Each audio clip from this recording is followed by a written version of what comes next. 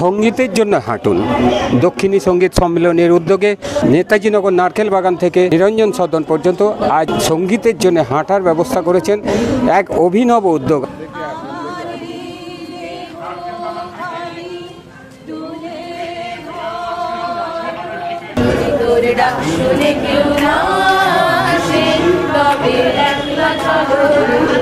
আমাদের এটার উদ্দেশ্যটাই হচ্ছে যে মানুষের কাছে সংস্কৃতিটা নিয়ে যাওয়া, যে সংস্কৃতিটা মানুষের কাছ থেকে লোপ পেয়ে যাচ্ছে।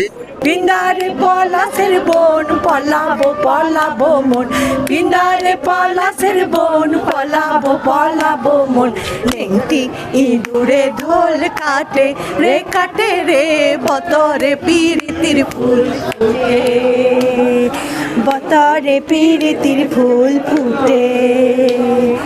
আমার বন্ধু রাইত কানা বাড়ির পথে আনা গোনা, আমার বন্ধু রাইত কানা বাড়ির পথে আনা গোন, কুমড়াটারে হকে দান কুইটে রে কোটে রে বতরে পিরিতির ফুল ফুটে।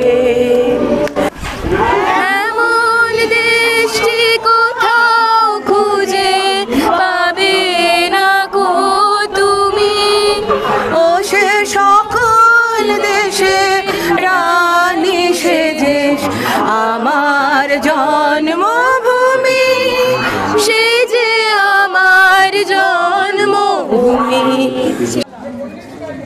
এই মুহূর্তে আমরা পেয়েছি নেতাজিনগর দক্ষিণী সঙ্গীত সম্মেলনের সম্পাদক প্রদ্যুৎ কুমার রায়। আমি তার কাছে প্রথম প্রশ্ন রাখবো, আজকে এটা প্রথমত কত বছরের আপনাদের সংগঠন এই সঙ্গীত আয়োজন করে আসছেন, দ্বিতীয়ত এই সঙ্গীতের জন্য রাস্তায় হাঁটুন এইটাই অভিনব উদ্যোগ কেন? আমাদের এই সংগঠন আজকে 45 বছর। তো আমাদের যে শুরুটা যেভাবে হয়েছিল, যেভাবে তৈরি হয়েছিল, সেটা অপসংস্কৃতির বিরুদ্ধে সাংস্কৃতিক আন্দোলন হিসেবেই আমরা এটাকে দেখেছিলাম এবং সেই অনুযায়ী আমাদের এই প্রোগ্রামটা এটা আমাদের এই অর্গানাইজেশনটা সেইভাবেই তৈরি। তো আমরা 45 বছর ধরে করতে পারিনি, আমরা 43 বছর ধরে করছি, এটা 43তম বছর।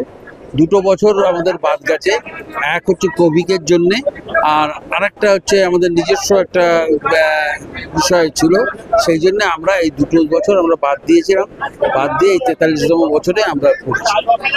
আমাদের এটার উদ্দেশ্যটাই হচ্ছে যে মানুষের কাছে সংস্কৃতিটা নিয়ে যাওয়া, যে সংস্কৃতিটা মানুষের কাছ থেকে লোপ পেয়ে যাচ্ছে, যে উচ্চাঙ্গ সঙ্গীত বা দেশীয় সঙ্গীতের যে ভাবধারাটা লোপ পেয়ে যাচ্ছে, সেই ধারাটাকেই আমরা নিয়ে আসতে চাইছি।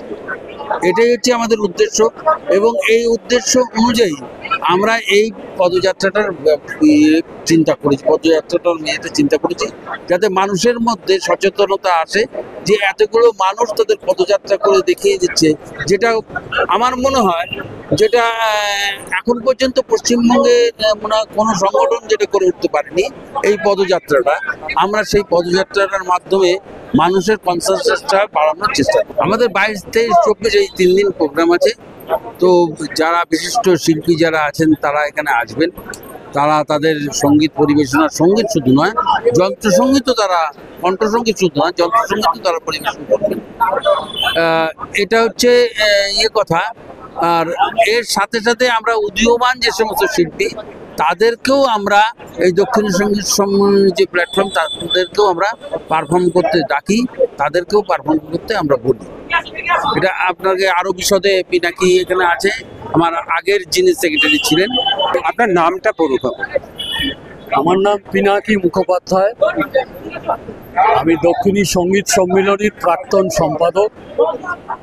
প্রথম কথা, আমরা গান নিয়ে যে আমরা কাজ করছি, অপসংস্কৃতির বিরুদ্ধে একটা সুস্থ সংস্কৃতি গড়ে তোলার জন্য যে প্রচেষ্টা 1980 সাল থেকে শুরু হয়েছিল, আমরা তারই ধারা বহন করে যাচ্ছি এবং এই ক্ষেত্রে সঙ্গীত হচ্ছে আমাদের হাতিয়ার।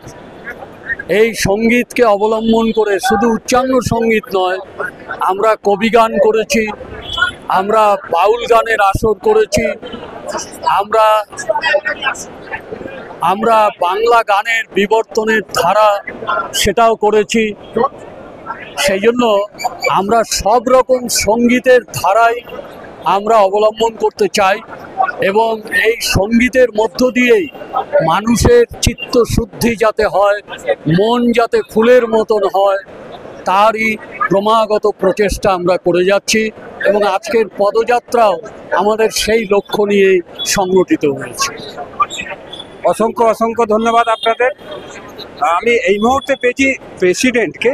অ্যাকচুয়ালি আমি এনাদের চেয়ে অনেক জুনিয়র, কিন্তু আমার ভালো লেগেছে সুস্থ সংস্কৃতিটা দিনে দিনে পুঁছে যাচ্ছে। এটাকে ধরে রাখাটা একটা যে বিরাট ব্যাপার, এবং সঙ্গীত যে অত আধুনিকই হোক তাকে কিন্তু সেই ক্লাসিক্যাল থেকেই আসতে হচ্ছে। এইটাকে বাদ দিয়ে আমরা ভাবতে পারি না।